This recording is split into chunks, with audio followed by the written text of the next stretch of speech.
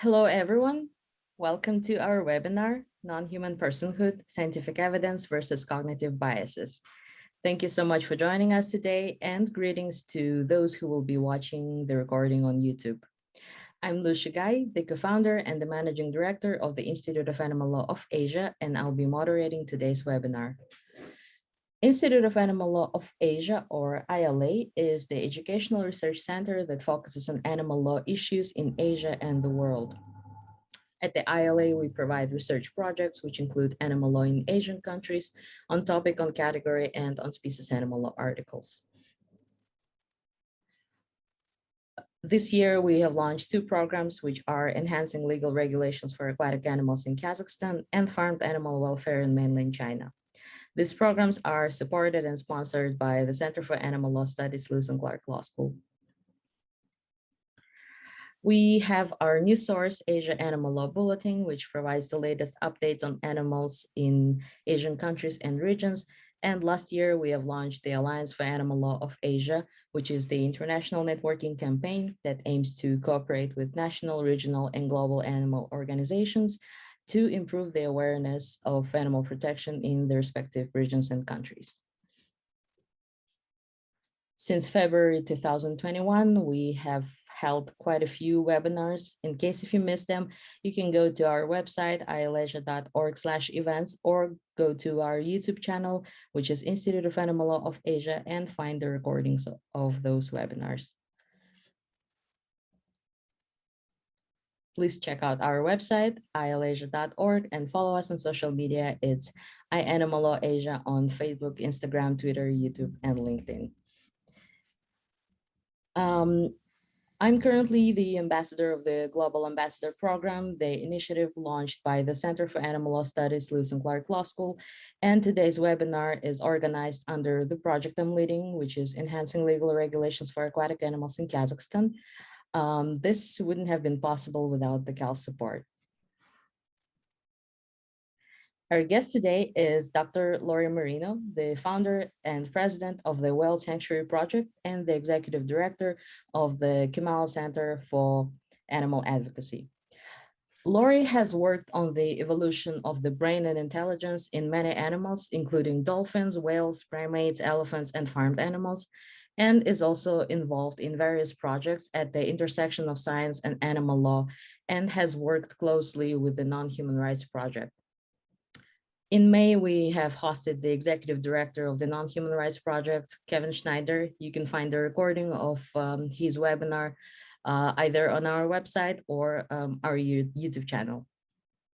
We'll be answering questions after the presentation, so please drop your questions in the Q&A box. Thank you so much for being with us today and speaking for us today, Laurie. We all are looking forward to your presentation, and I'm turning it over to you. Thank you so much, Lou. I really appreciate it and appreciate the invitation and the opportunity to talk today. What I'm going to do is share my screen and then look forward to having a great Q&A session afterwards.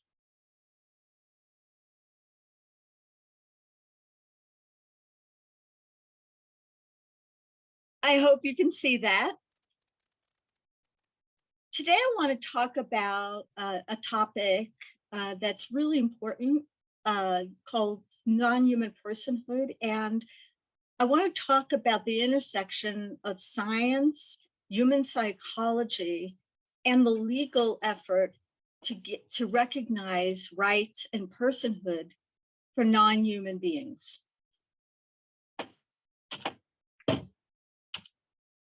Let's see.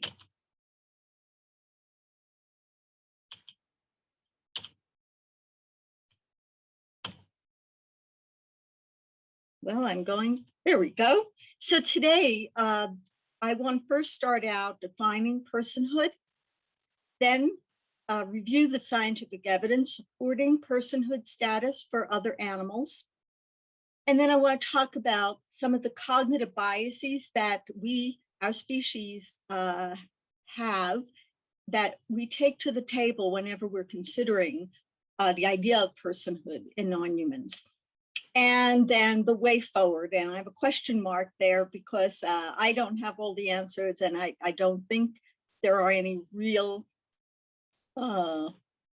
definitive answers, but there are some paths that we can take that I'll talk about. Philosophically, personhood has come to be described as a state of possessing all or some of these characteristics. And this is just a short list: emotions, language, sentience, rationality, self-awareness, reciprocity, autonomy. The list goes on and on. And the idea here is that there's been so much ink spilled over the issue of what actually makes a person. And if you ask 1,000 philosophers, they will give you 1,000 different answers. What I'm going to concentrate on today is the issue of how the court, how legally non-human animals are viewed currently. And that is that in the current law, every entity that comes before a judge is classified as either a person or a thing. There's no in between right now. And only those classified as persons have rights. Non-humans are considered things, not persons, and therefore they cannot possess any rights. This is the problem. Now, when you think about who or what a person is, it doesn't necessarily mean that a person is a human being. You know, some people view human beings and persons as synonymous. But being human describes a biological status or a biological feature, membership in the species Homo sapiens. But a person or personhood is something different. It's a normative or legal feature of a being, a characteristic. And that characteristic confers moral and legal standing. Now, the courts do have a number of concepts of personhood that they use. And depending upon what kind of case comes before them, they tend to use a number of different, these differently. And the issue here is really, I mean, how this is kind of a moving target. So you might come across a judge who thinks that it's community membership or species membership, but then if you show that that is not something that that is relevant for non-humans, then they can shift. And this is kind of a Chinese restaurant menu of the ways that the court shifts its target or its criterion around to ensure that non-humans are not considered persons. So let's take a look at these. First of all, we've already talked about species membership, that only members of Homo sapiens can be persons. But there's really no factual basis for this criterion because we know that personhood has been conveyed to companies, to rivers, and other entities that are not considered, that are not Homo sapiens. A lot of the philosophical as well as legal definitions of personhood consider something called the social contract.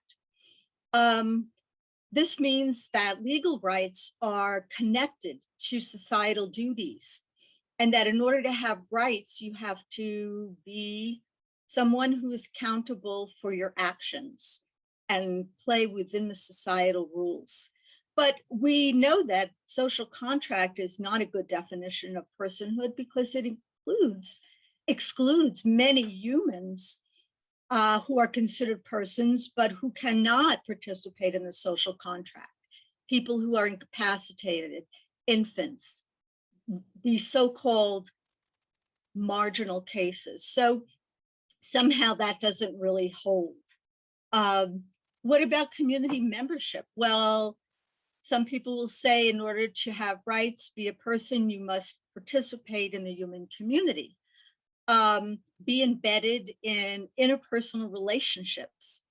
But the fact of the matter is that many non-human beings do, in fact, have community membership. They are on display in public facilities. They are our pets living in our homes. And so many non-human beings meet this criterion. So for these first three, there are a number of reasons why they don't exclude non-human animals. And there have been a number of really interesting philosophers' briefs that have been written on this issue that go into this in much more detail.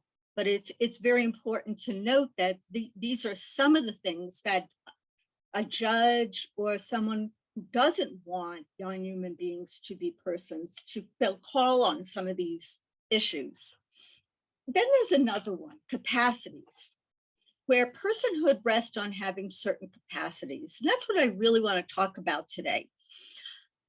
Autonomy is typically considered by the court to be a capacity sufficient for personhood. And when you think about it, violations of autonomy constitute a serious harm. I've worked with the Nonhuman Rights Project for many years now. This is Steve Wise, the founder and president. So I'm going to talk about the issue of personhood in the context of how the Nonhuman Rights Project, of what the Nonhuman Rights Project is trying to achieve. So let's take a look at their arguments, their positive argument, a little more closely. If autonomy is sufficient for personhood, why autonomy? Well, it is a capacity philosophers have historically associated with personhood. And violating someone's autonomy is widely regarded as a harm. Now, what is an autonomous being? An autonomous being may be considered someone who has various characteristics or capacities, one of them being intentionality. Someone who's capable of intentional actions involving plans in the form of a series of representations and events that they execute to get to a goal. It is someone who also has informed understanding. In other words, the competence to comprehend the consequences of their actions or someone else's actions. And if the capacity for autonomy confers interest, then the interests of non-human persons are violated by simply being in confinement, where you do not have the ability to make choices. So the simple logic, and it is a very simple logic of the NHRP argument, is this, that one, if you say that autonomy is sufficient for personhood, two, and we can show that certain non-human individuals have the characteristics of an autonomous being, then three, you have to recognize the legal personhood of those individuals, no matter what species they are. This is a simple if A, then B logic. This is not about a discussion about whether personhood should be based on autonomy. It is a simple logic that the NHRP and others are holding our system to.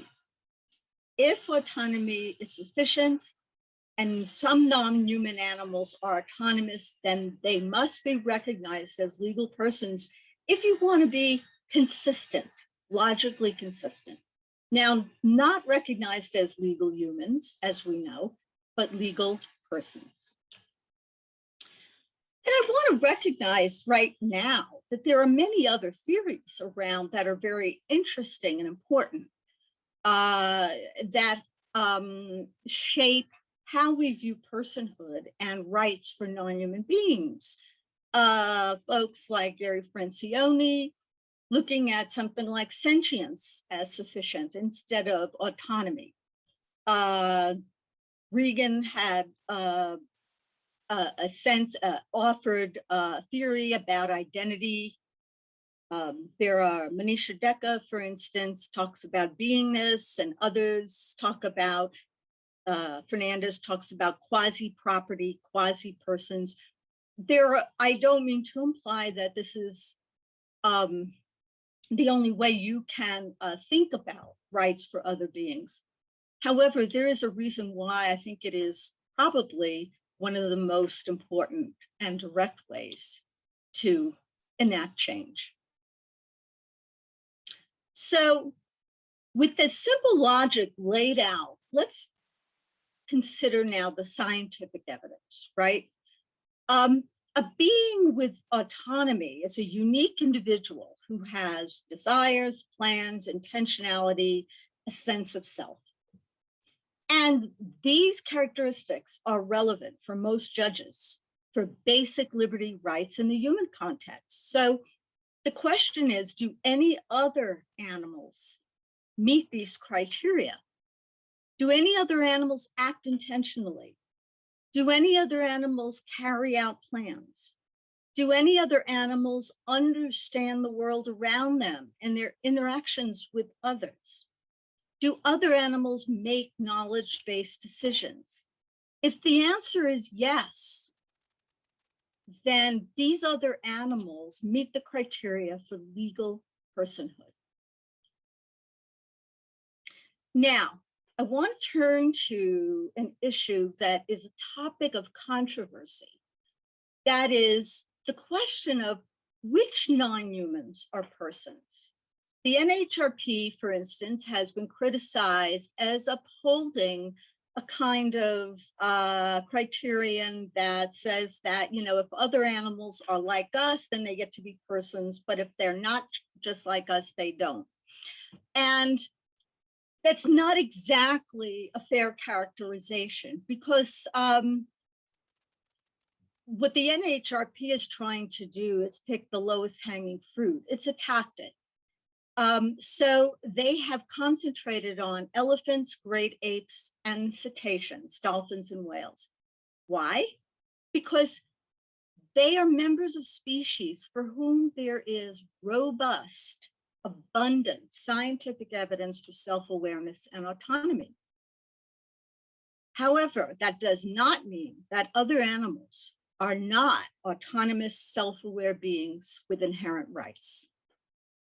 And it does not mean that this is the only way to recognize rights of other animals, as long as protections are not compromised. And that's really important. I have it underlined because what I mean is that if you can devise a way for other animals to be rights, inherent rights to be recognized legally, then great, let's do it. But it cannot compromise the protections. They cannot be lesser protections. And so it's very important that be considered. So let's get to the scientific evidence. Obviously, I'm going to go through you know, a lot of evidence in a short amount of time.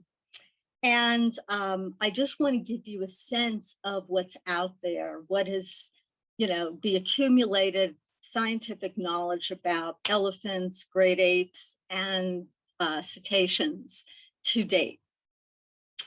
Here's some of the things we know about these animals. First of all, they all have a sense of self. Great apes, elephants, and dolphins recognize themselves in mirrors. And that's important because it means they have a sense of self. I'll talk about that briefly in the next slide. They can imitate or copy someone else's actions. Why is that important for self-awareness? Because in order to do that, you have to have an understanding of the correspondence between someone else's body or actions and yours, your body, your actions. And they all, well, I'm sorry, both dolphins and chimpanzees, elephants haven't been tested yet, possess a very sophisticated cognitive capacity called metacognition. Experimentally, they've shown the ability to think about their own thoughts.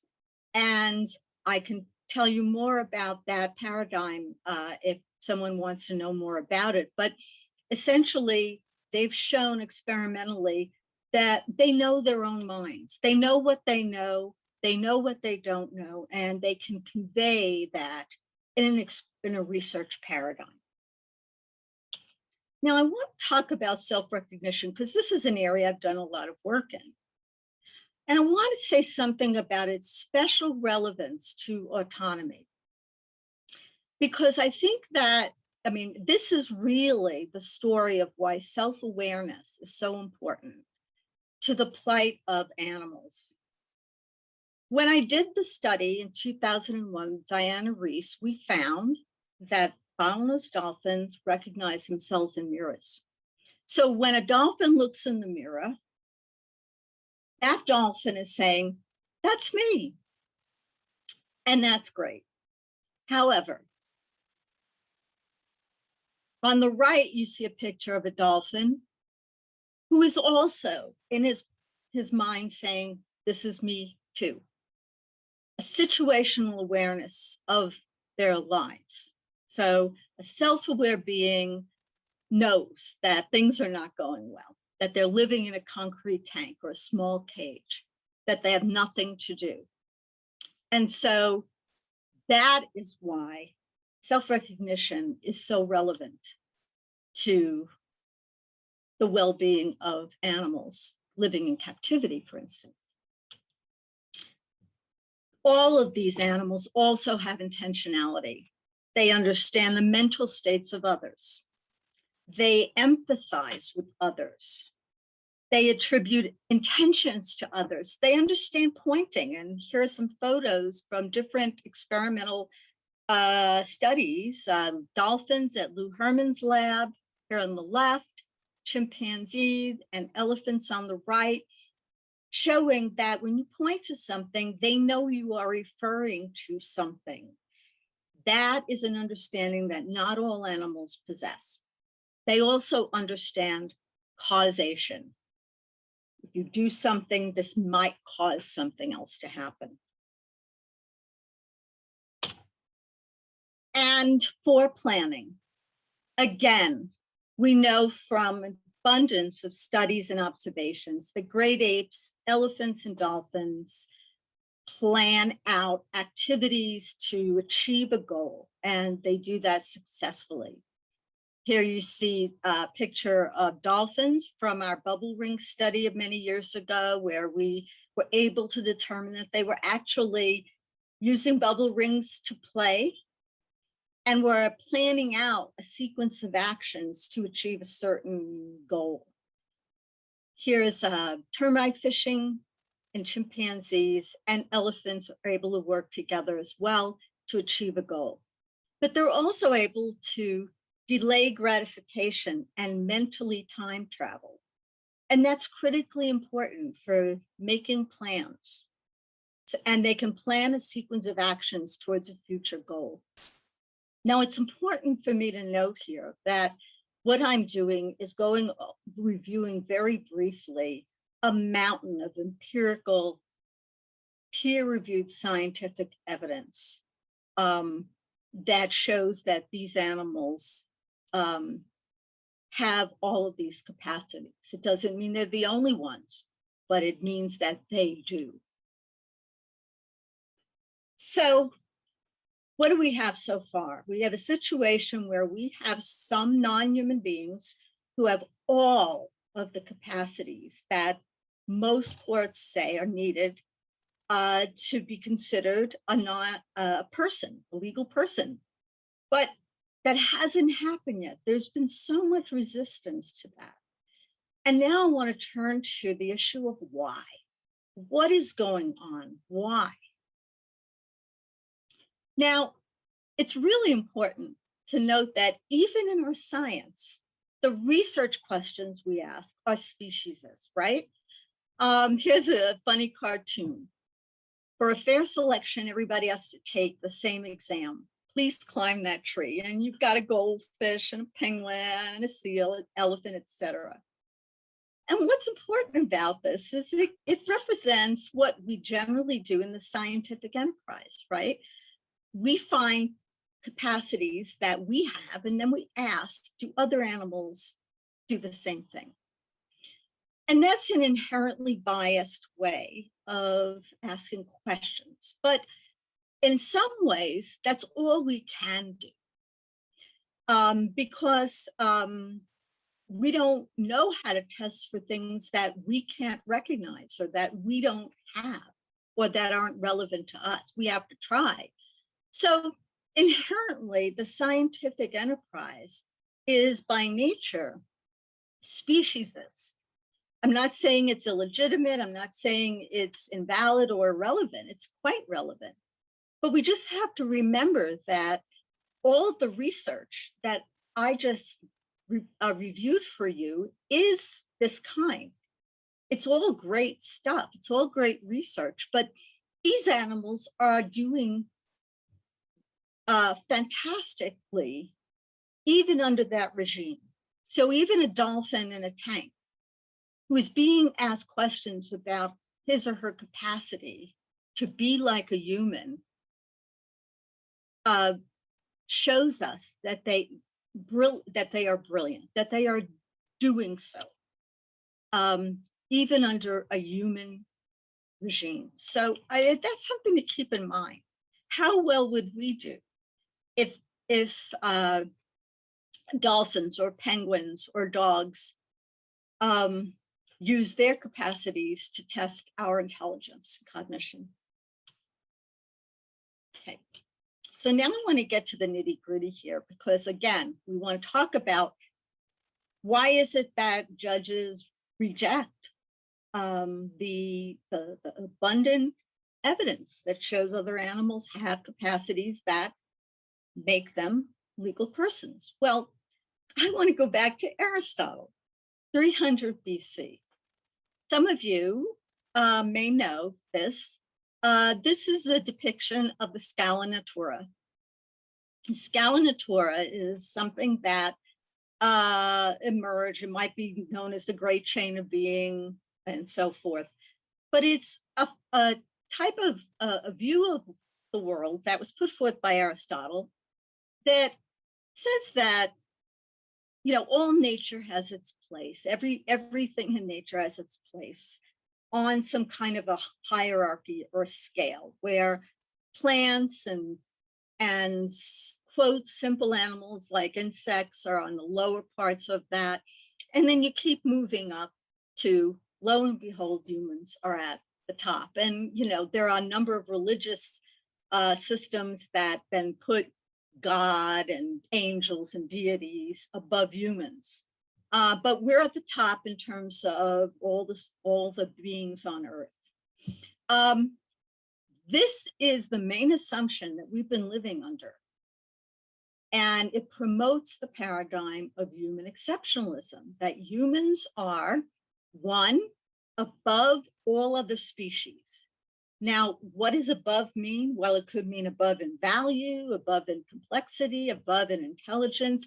It could be in religious schemes, closer to God. It could be all kinds of things. But the idea here is that we are somehow more or above the other animals. It's also the case that the Scala Natura thinking says that we are qualitatively different from all other species, that there is something about being a human that makes us different than being a monkey or an iguana or a cow. And I'm going to say something now, which has to do with the issue of welfarism versus rights.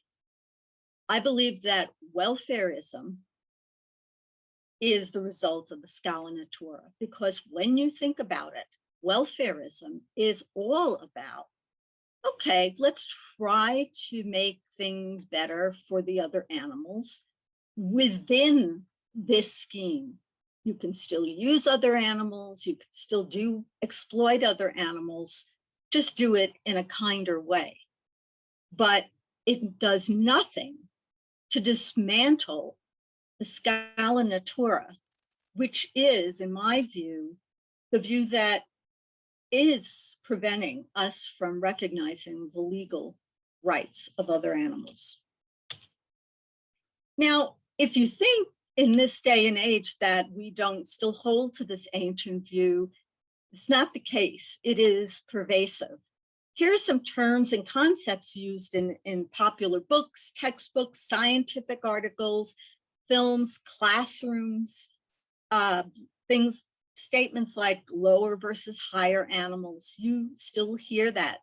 That harkens back to the scala natura. There's no such thing as lower versus higher in biology, of course. Advanced versus primitive. There's a whole book and film series by Jacob Bronowski called The Ascent of Man.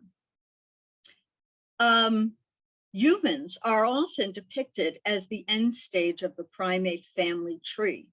That's simply something that we do to inherently promote the bias that somehow we are more advanced than any of the other primates. Of course, some people still think that we're more evolved than our closest relatives, the chimpanzees, and even the use of the term humans and animals. We are animals.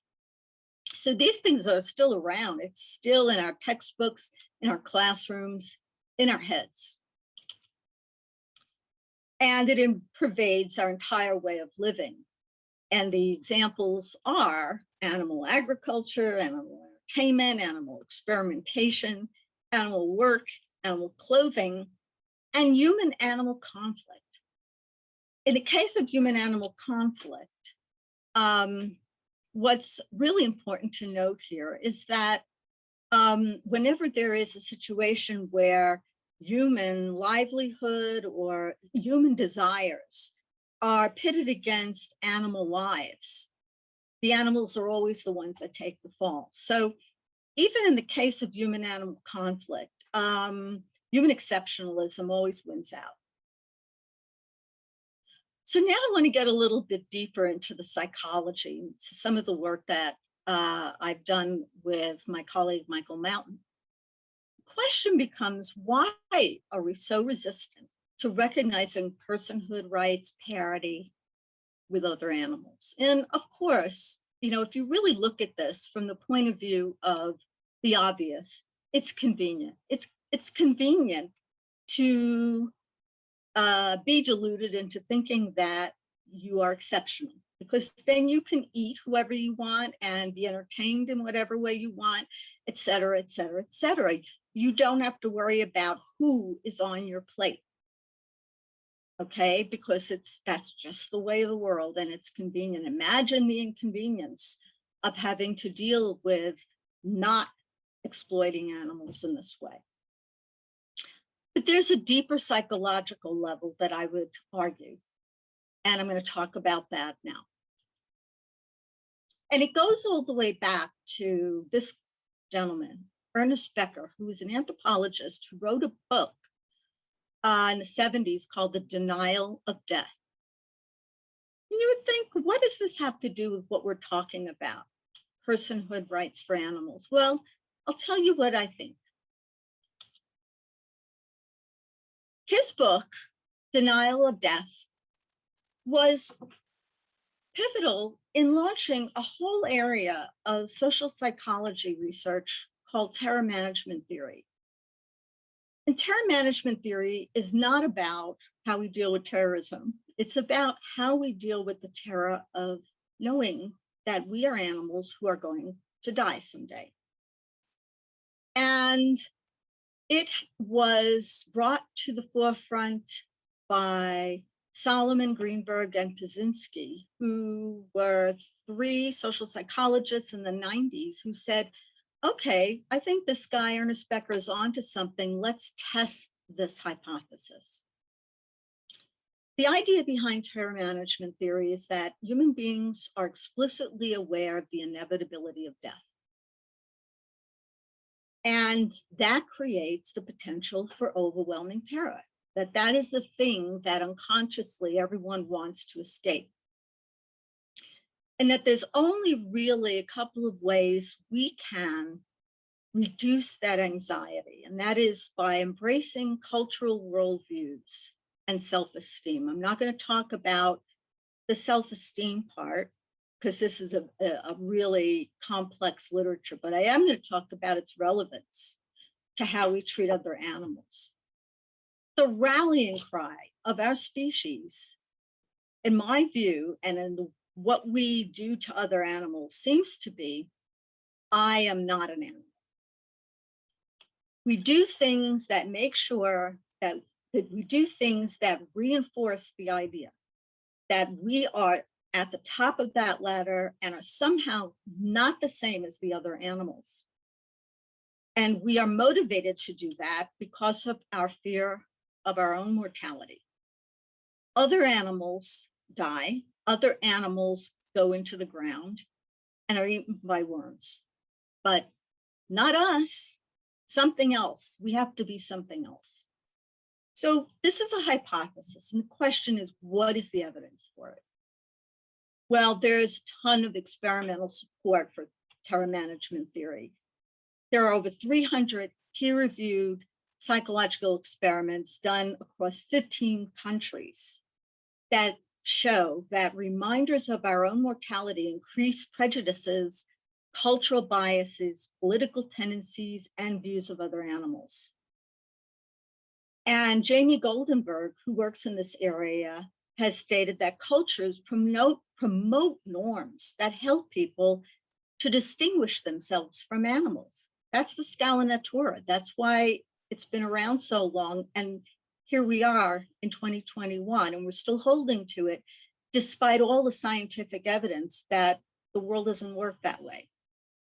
Some of the things we've learned through TMT research is that reminders of mortality in research subjects increase support for non-subsistence killing of animals, increase our disgust towards animals, and increase our preference for arguments that distance humans from other animals.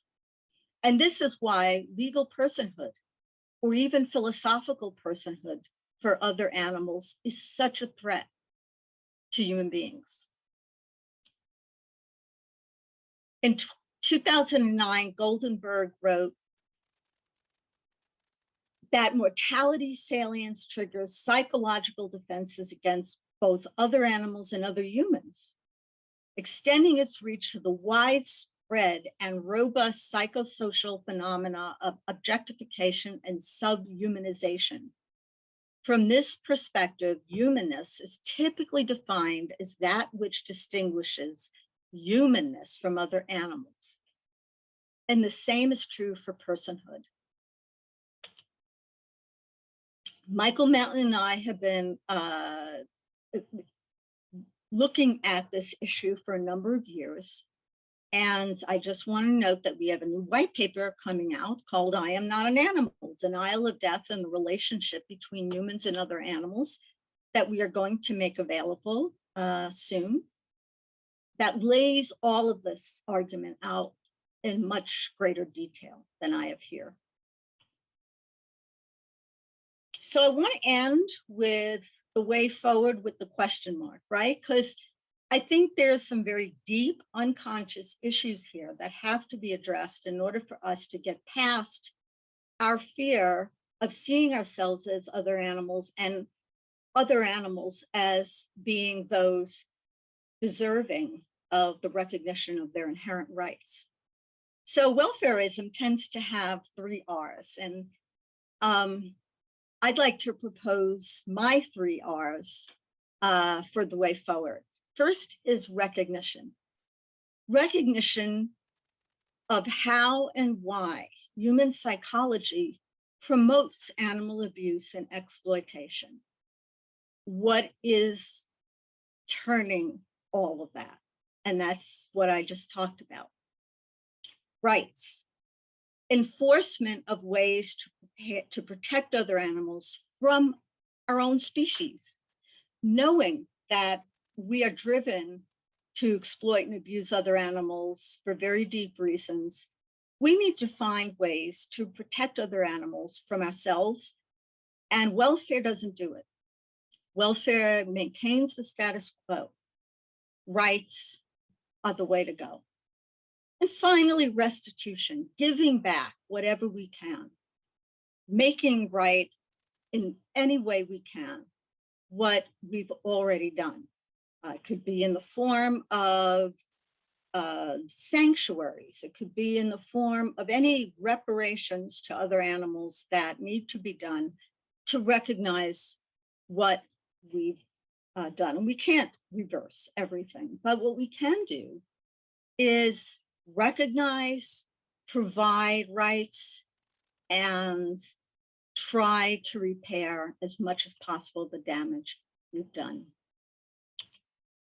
So I want to thank you, and I'll take your questions now. Thank you so much, Laurie, for your wonderful presentation. I already told you that I'm so passionate about legal personhood for animals. And actually, the first paper I've written about animals was about legal personhood for animals. And so I was so excited to learn more from you and to have you as part of my project. Thank you. And we're shifting to questions. The first question is, do you think that the legal rights of dolphins will only be recognized when it's acknowledged that they're non-human persons? Or is that asking for too much from us as a species? But that's a great question, asking too much of us as a species. So as I just talked about, we have very deep emotional reasons for not going there, right? For not saying that dolphins or aardvarks or anybody else is a person. It's threatening. And I think that in whatever way we can, we should recognize the inherent rights of dolphins and other animals and the legal rights. Now, the legal rights are important. Why? Because they're enforceable. Because they don't depend upon normativity. They don't depend upon everyone agreeing that a dolphin is a person. But they're enforceable so that if a dolphin's rights are violated, there is consequence to that. And I mean, that's the kind of protection humans have. It's not perfect, but we have it. And it's important because when you violate a human being's rights, there are consequences, and there should be consequences for violating the rights of a non-human person. And so that's why I think we just need to put into place things that protect other animals from ourselves, knowing that we're not going to do that on our own. Okay. The next question is, do you think advocating on behalf of certain animals is related to speciesism? I think speciesism is in there. It's in our psychology. And I think that we can be quite speciesist when even advocating for the protection of other animals. And that's just something we have to recognize in ourselves. I think this is about self-reflection and thinking about the arguments we make and some of the things that we assume that might actually be working against advocacy for other animals. But at the same time, I think that's there's a lot of, as I mentioned, in the scientific community, there's speciesism in the kinds of questions we ask because of who we are. We're human beings. But the actual work of asking those questions has to be objective. So the studies and the experiments that we employ cannot be biased. They must be objective. And so we do what we can to be as objective as possible. Thank you for your answer. The question from the attendee from the UK, I have to write an 800-word piece on animal experiments for a humanist magazine. What 3 points would you stress in such an article? About animal experimentation? Well, the human exceptionalism aspect. I mean, the use of other animals as research subjects in experiments is right out of the Scala Natura. We see, we put ourselves above them. This is human exceptionalism. And we say, okay, we need to do this way. We'll try to be as nice as we can to them and put in, you know, regulations for animal welfare and so forth. But the fact is that the whole enterprise is speciesist. And I always say, well, you know, is this an easy problem to solve? No, it's not an easy problem to solve. But we, at some point in our history, made the choice to use other animals in this way as research subjects. And that means we can make a different choice. And that's just a question of the willingness to do that and making the contingencies of academia those that promote the alternative to the use of other animals as research subjects. Thank you for your answer. Our next question is, other species such as dogs, cats, parrots, horses, cattle, sheep, and pigs, to name just a few, do you envisage any hope for this to have personhood as they are so exploited as food, clothing, assistance animals, and so on? I think the recognition of the legal rights of all those animals that you mentioned is critically important, is necessary to stop doing what we're doing to them. Welfare is not going to get us there. It is not going to move the needle because it doesn't change the orientation to these animals. It just keeps everything within the same framework. In order for us to stop doing what we do to cows and chickens and all the other animals, there has to be an enforceable recognition of their rights. You can call them persons, you can do whatever you want, but without the rights component, nothing is going to change. And there may be incremental changes. I want to say that, but that's not going to really be the change that makes the difference. Thank you. And here comes the really long question. I really loved how you address big different aspects which are considered the domain of the human person and applied the same to animals to deconstruct an anthropocentric hierarchy. I do wonder whether the way forward may partly lie in fiction that fixes the human gaze of the non-human in an eco-realistic method which goes beyond cognitive biases against different species, like the cunning fox, the serpent of Eden, and the man-eating shark. My research area focuses on anthropomorphism and the uses of language with regards to language. So I was wondering if storytelling with animals need to be changed such that they are depicted in manners which arouse empathy. If I get the meaning of that great question, it's about storytelling and the importance of it for shaping our minds, as well as, I mean, stories that are mythologies, etc. They both shape us and are shaped by us, right? That's circular. And I think they're very important because the stories that children hear when they're growing up really shape how they view other animals. And I think that there's actually some evidence from psychological studies that show that kids, when they're really small, they get, this is Lisa Fawcett's work, they come into the world with a really kind, sort of benign view of other animals. And then as they get older, and adults get their hands on them, they start to show all these biases. So for instance, they come into the world not necessarily afraid of snakes and bats and insects. And then as they get older, they're told, be afraid of snakes and bats and insects. And they start to depict that in their drawings and so forth. So yeah, storytelling is incredibly important. And I I think that we need a different story, is really essentially, because the story we tell now is the Scala Natura. It's the story we've been telling for a very long time, and it's one that needs to change. And it was actually a great question, because it always makes me sad when sharks are illustrated as some kind of sea monsters, while only a few of shark species are really dangerous to humans and usually do not attack by themselves, unless, of course, they're provoked to attack. And the question of who's dangerous to humans, and the most dangerous animal to humans is other humans.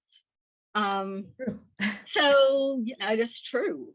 So, we just have to look at all these things as we are, we're sending messages, implicit messages to children through how we depict things in the world that actually do end up having an impact.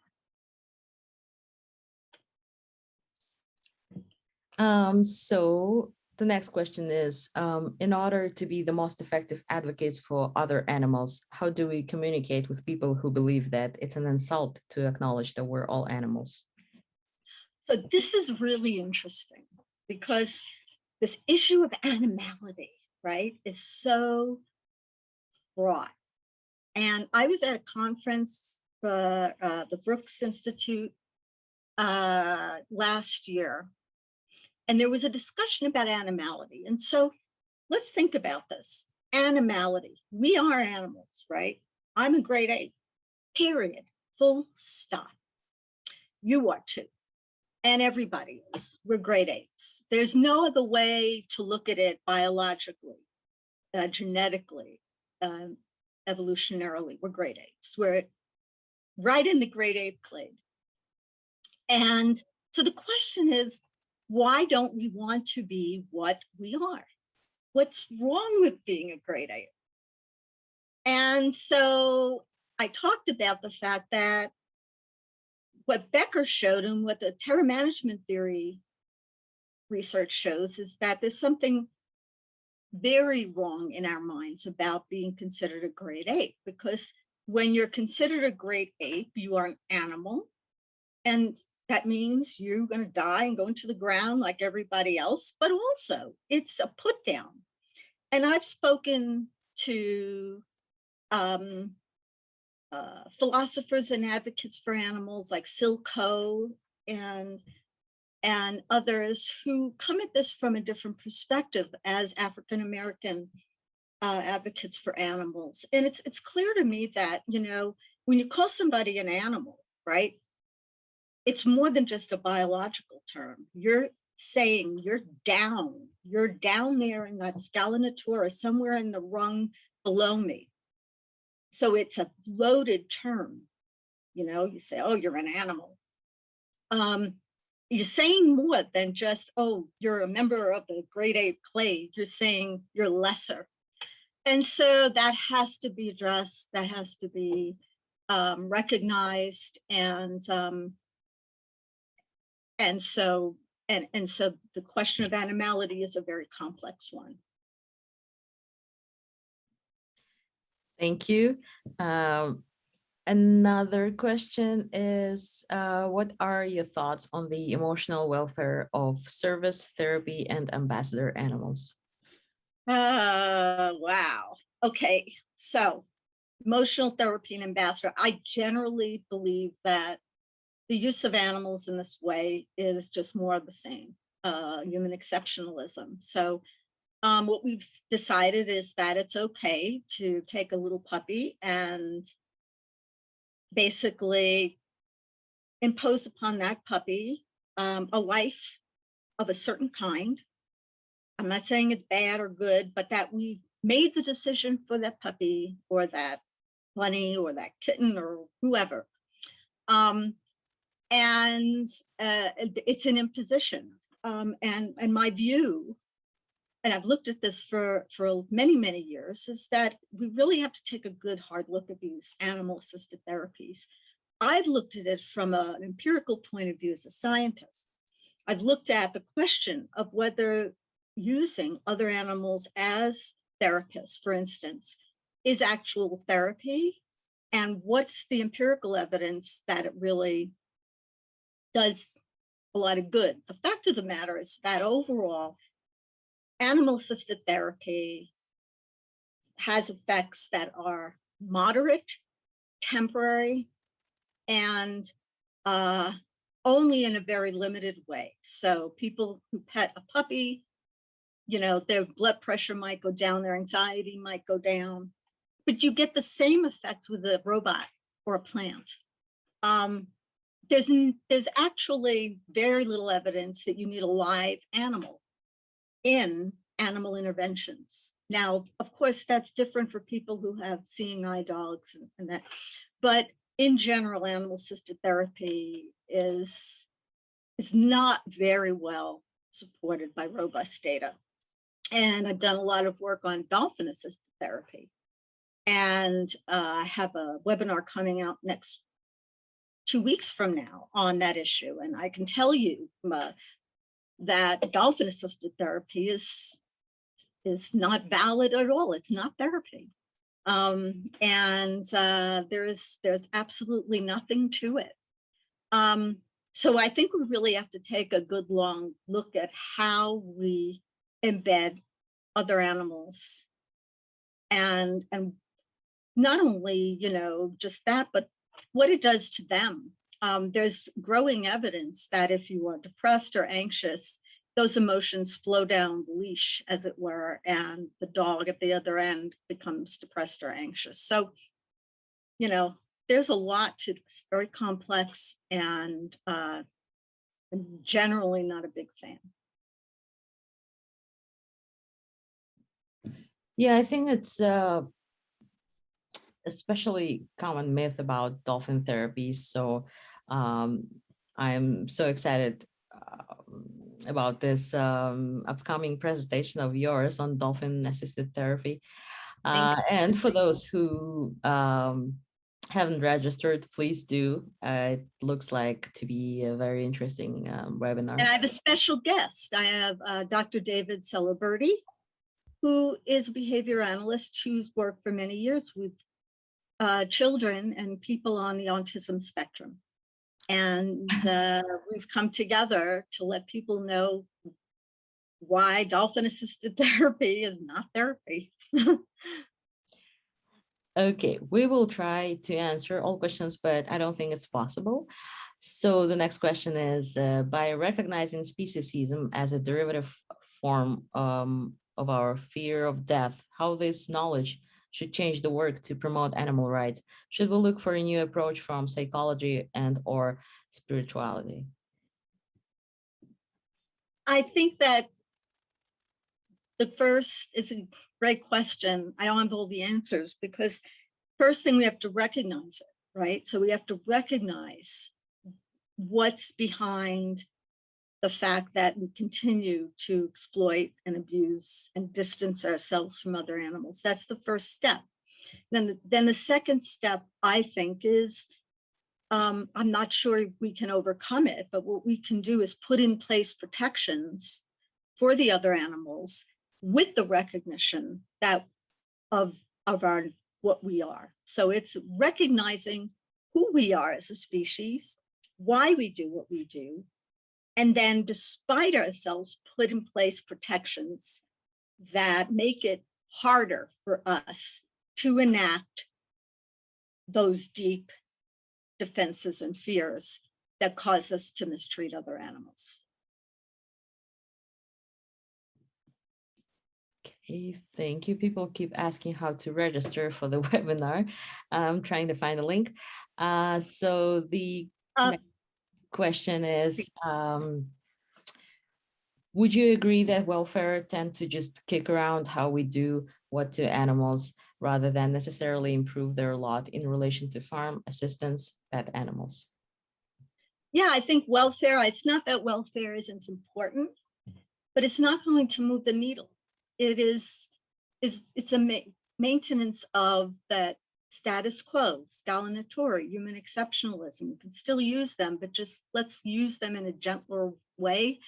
It doesn't change the situation in any qualitative way. And that's why welfareism is never going to be the answer, because it doesn't change the paradigm.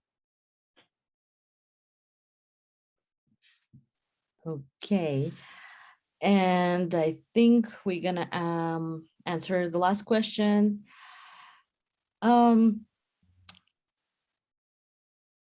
you imagine, or have you ever encountered dolphins who test humans on our abilities and limitations? Oh my gosh, what a great question. I think dolphins test us all the time when we are with them. So I've worked with dolphins in the wild as well as in captivity. And I can tell you that working with them in captivity, they're always testing you, always testing you. You get the sense that you may be experimenting with them, but they're experimenting with you. They're testing your psychology, your strength, your ability to move in the water, all kinds of things. And if you talk to people who have swam with dolphins, like Dr. Denise Herzing, who's been working with free-ranging dolphins for many years now, she can tell you unequivocally that they test her as much as she tests them. And that's just a part of being a curious, intelligent animal, is to find out things about other animals, and the dolphins are no exception.